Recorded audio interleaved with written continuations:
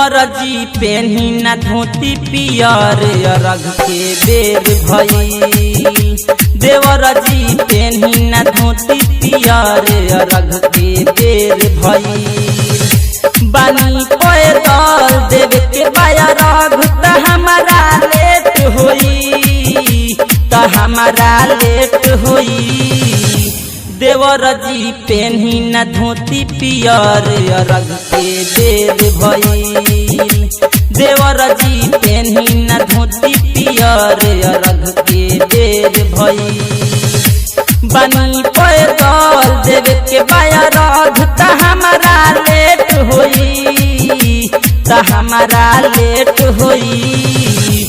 देवर जी पेन्ही न धोती पियर अरघ के बेर भइल।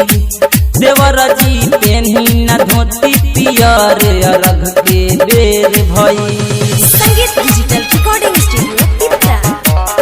डीजे सिनोर मोतिहारी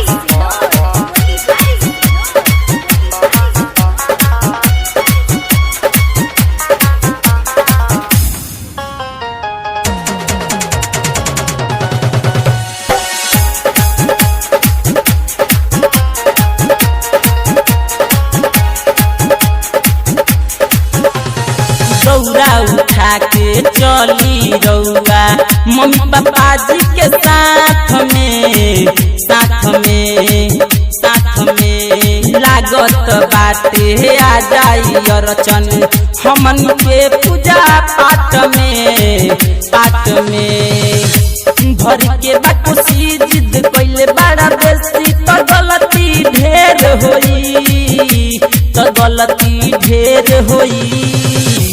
देवर जी पेन्ही न धोती पियर अरघ के बेर भइल।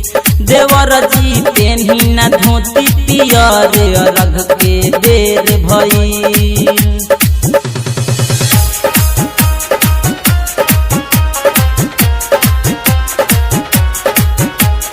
डीजे सिनोर मोतिहारी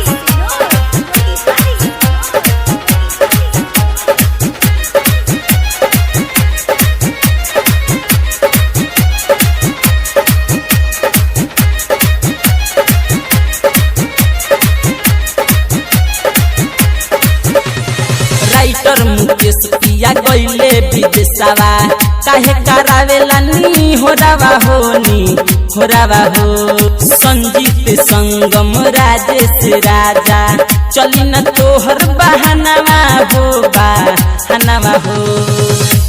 विनोदनी साध राजा राजकुमार से तोहरा भेंट होई, कि तोहरा भेंट होई।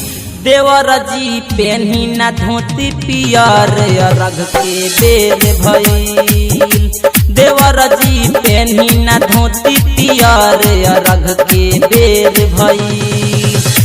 बानी पैदल देव के बारघ की हमारा लेट होई, कि हमारा लेट होई।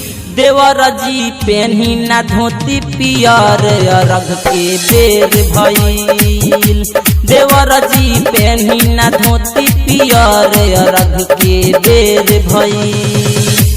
देवर जी पेन्ही न धोती पियर अरघ के बेर भइल। संगीत डिजिटल रिकॉर्डिंग स्टूडियो पिपरा पिपरा पिपरा।